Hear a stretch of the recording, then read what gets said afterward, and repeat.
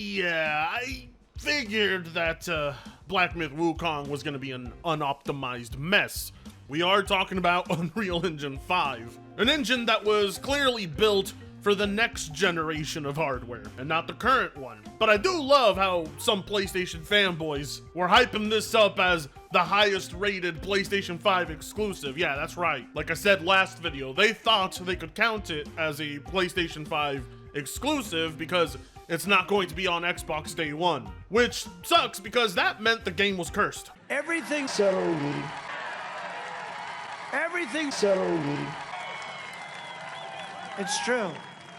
Everything slowly turns to okay? It's true. Any single time a PlayStation fanboy hypes up something, it's bound to be cursed. I call it the pony stable curse. Thanks to them talking out of their ass, Black Myth Wukong launched at 84 on Metacritic, not the 90 that they said was going to happen, so thanks for jinxing us. Every single time you guys open your mouth, video games turn out like so if you could please, for the love of God, shut the up and stop cursing our goddamn video games, we could start having nice things. Everything I touch dies! You know, now that I think about it, the way the optimization turned out, maybe it was a good thing it didn't release day one on Xbox. Performance was probably going to be nearly unplayable on the Series S. To classify this as an exclusive and then get burned like that is amazing. 54 reviews, as of right now, 54 total reviews. Every single review is on PC, sitting at an 82 on Metacritic. I mean, I'm still feeling pretty good.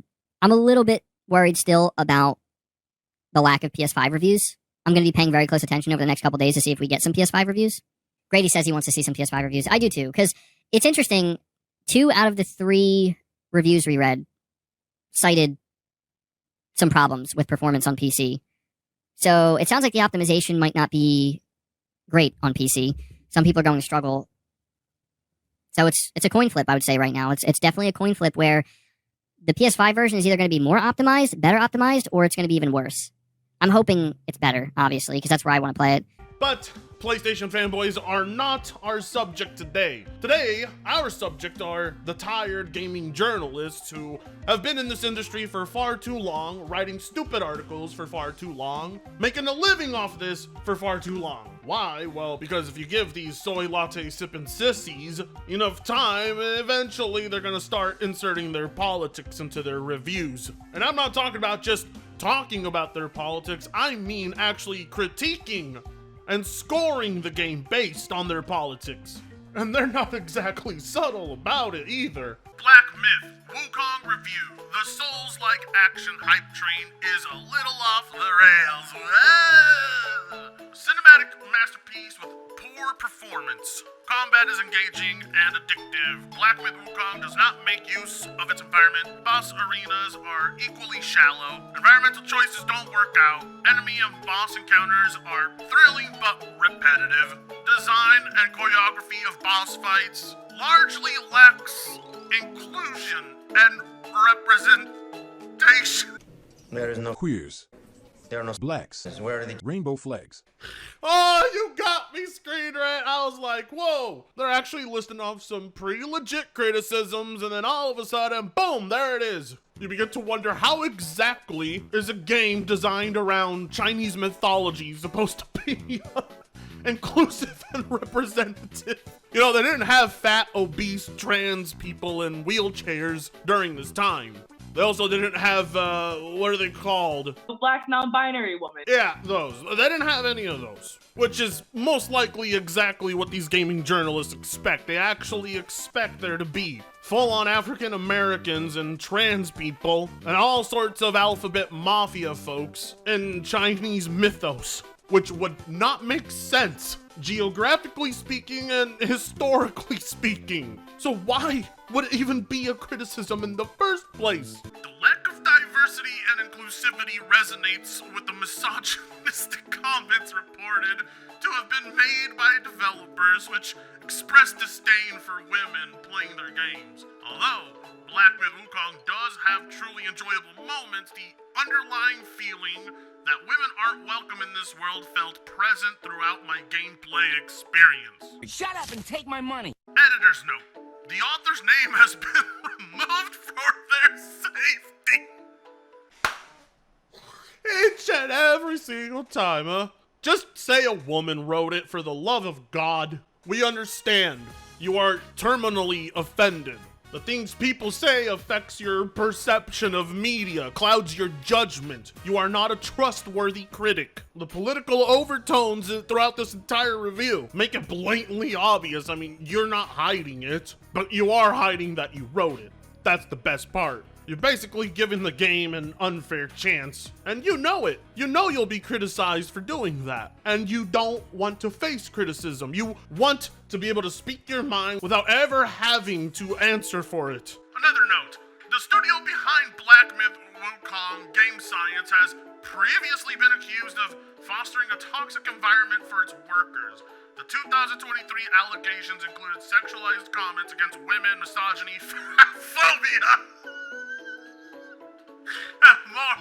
More details can be found here. We'll take 20. Oh, fuck off. I don't care. There's nothing wrong with being fat-phobic, first off. I mean, if you're fat-phobic, you care about your health and others. Sexualized comments, misogyny, boo fucking who. None of that has anything to do with the programming of the game. These are not notes anybody gives two shits about. It's worth noting the game is based on the novel Journey to the West, which does consist of a few important female characters. To not include any women or to only include a few in an adaptation meant for a modern audience is quite disconcerting. I don't think one would have done it. I'm gonna go out and buy some more. Okay. And I think you should too. Oh my God. Women have to be included. Don't you understand? They can't be left out of anything. This offends me. How funny is it though?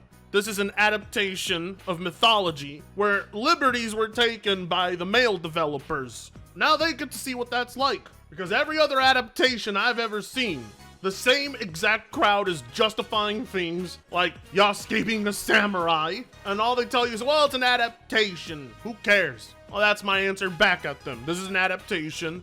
Fuck you. I think it's time a lot of these journalists realize that women are not mandatory in video games. Gender is not a mandatory thing, period. Devs can put whoever the fuck they want in a game and give them the roles they choose. But this gaming journalist is basically acting like Larry Fink and BlackRock and asking the studio why didn't they check off anything on their list of demands. That's because this studio doesn't really believe in the ESG score, I'm guessing.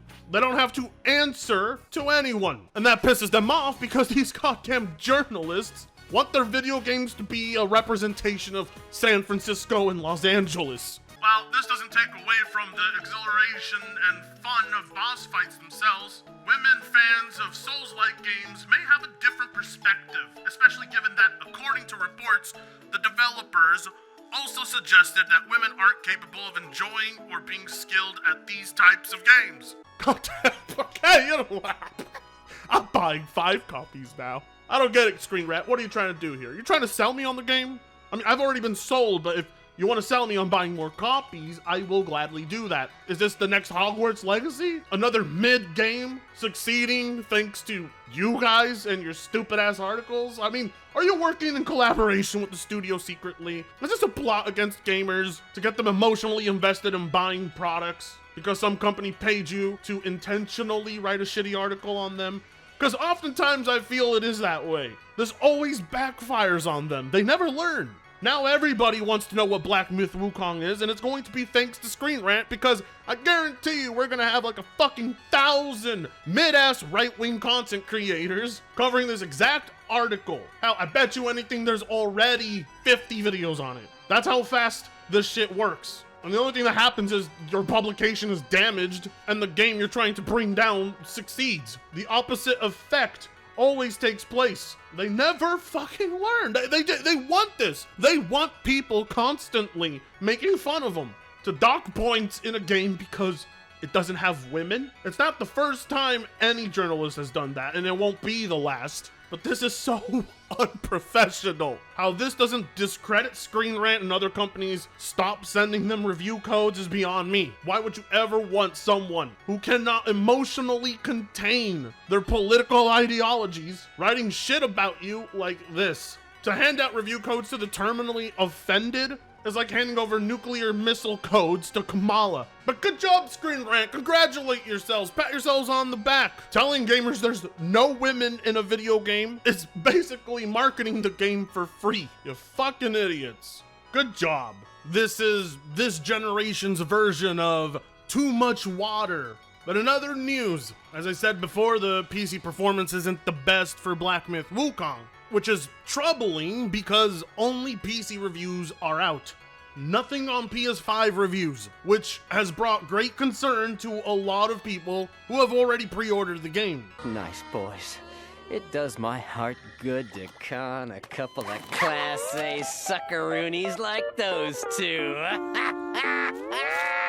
And that concern is justified because this game is running on Unreal Engine 5, which, like I said, does not produce good results on consoles or PC, but especially consoles. We may have a Cyberpunk situation where they're going to keep the console reviews hidden for a while. But as we speak, the score is steadily dropping on the PC side, going from an 84 down to an 82, and I have a feeling it's going to continue dipping. So Lord knows how the PS5 version is going to turn out. Nobody thus far has received a single PS5 code for the game, and it comes out in 4 days. This does not build consumer confidence. This only makes people more worried than ever before. It's never a good sign when the review embargoes are pushed that close to a release date. Oftentimes it's a sign that the developers have no confidence, and a poorly reviewed console port is worse for them because most people expect PC ports to have some issues, but when the console port is bad, and I mean really bad, it can be quite damaging to a game's reputation. Either way, that won't stop me from playing the game because I still want to try it. Ever since I first saw it back in 2019, I knew I must play this. I'm a big fan of the Monkey King, so to have a dedicated game, yeah, it's exactly what I want. Crossing my fingers, it's better than what the reviewers are saying, but I can't say anything until I actually have my hands on it. So, like, comment, share, and subscribe if you so choose to. I'll see you in the next one. Free Congo sucks ass.